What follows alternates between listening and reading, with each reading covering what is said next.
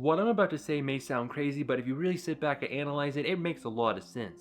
The Xbox for the next generation may very easily take on the PlayStation 6, and this will be the first time we see Xbox be competitive in the gaming space since 2008. As of the recording of this video, the biggest rumor for the next Xbox as well as next generation in its entirety is that the next Xbox is going to be based around the Windows platform.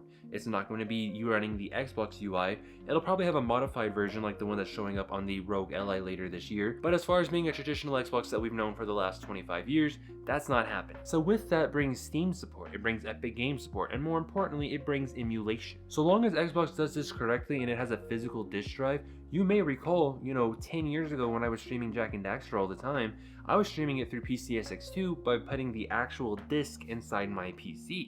So if the disk drive of the Xbox is actually compatible with CDs, DVDs, etc., there's a very good likelihood that this could be your one-stop shop for all things gaming. And on top of that, if PlayStation is stupid enough to go digital only next generation, and it is seeming more and more likely every single day because that company's lost their mind, then at this point, what is the point of buying a PlayStation? PlayStation would have lost their identity by now. And that's with the assumption that they go digital only. Now, I'm a rare breed of video game player because I actually buy games as they come out for the most part, but very few gamers actually do that. The data suggests that most people actually wait until games go on sale or a year or two old to finally actually sit down and play those games. Very few people actually sit down and play it day one. There's a bunch of sales day one, but not everybody actually plays it then and there. So let's say you're the casual gamer. You only play maybe FIFA or Madden, and that's your thing, and that's perfectly fine. The new Xbox being able to run Steam and be able to get all those games you want to play for cheaper prices, way more attractive than a PlayStation 6 that can only play PlayStation games,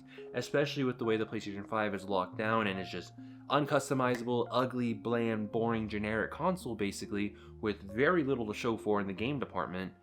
I mean, it looks very enticing to get the Xbox over the PlayStation, and that's with the assumption that it is a Windows-based box. Now, I've been playing my Rogue Li a lot lately, and that's because of the PlayStation 3 emulation.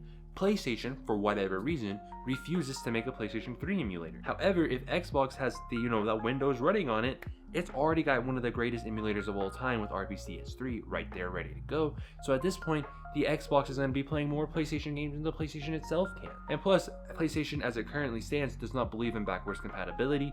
They believe in that little bullshit, basically, being able to play PlayStation 4 games on PlayStation 5. That's not backwards compatibility. Get the fuck out of here. That's just a digital file on a console that's basically just a more powerful PS4. True backwards compatibility would mean you can play your disc from the PlayStation 1 or the PlayStation 2 or the PlayStation 3 the same way on the Xbox One or the Xbox Series X, I should say, that you can play original Xbox disc and Xbox 360 disc. That's true backwards compatibility. What the PlayStation 5 has is not true backwards compatibility. And furthermore, like the great Sonic the Hedgehog once said, gotta go fast, and the Xbox with quick resume would make gaming so much more enjoyable for so many people. Just think about it. Let's say you play Madden as your main game, and maybe you play Valorant and you're one of those heathens that play it on console instead of PC, and then you have Fortnite, and then let's say you have, like, I don't know, Tony Hawk's American Wasteland running via an emulator.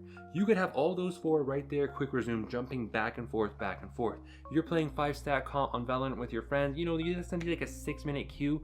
Alright, cool, I'm hopping over to Tony Hawk, gonna kill some time, then I'm gonna come right back when I hear the match thing.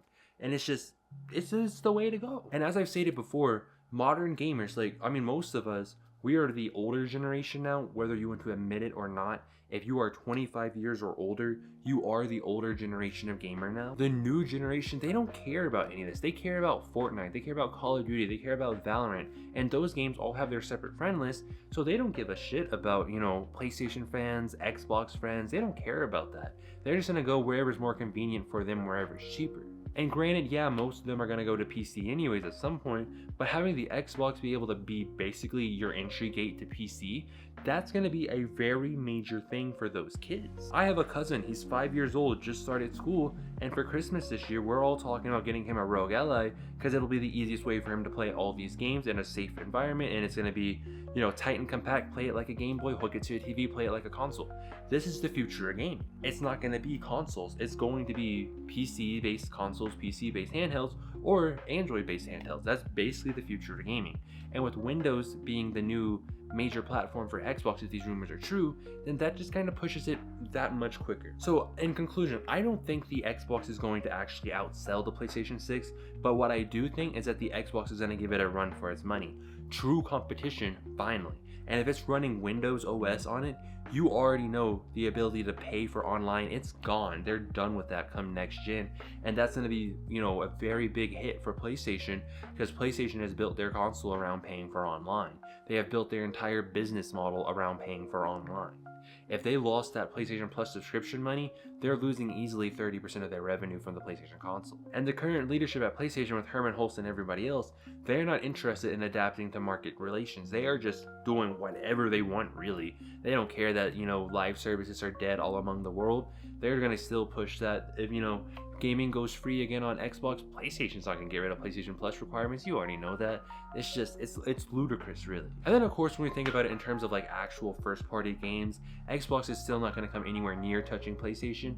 But let's say we're, 8 years from now, 9, 10 years from now, however the case may be, and we're looking at the final end of lifetime sales for the PlayStation 6 and whatever the new Xbox is going to be called, I would really say that the PlayStation 6, let's say it's at like 75 million, the Xbox will probably be somewhere between 60 and 65. Like, it's not going to pass the PlayStation, but it's going to give it a run for its money, and it's going to make things very difficult for them. But this has just been some off-the-cuff thoughts. There's been a lot of rumors, speculation, and online discussion lately, and I just want to get my hat out there to say, this is what I think about the situation. But what do you think about the situation? Let me know in the comments down below. Don't forget to like, comment, subscribe, try not to die, and I'll see you in the next video.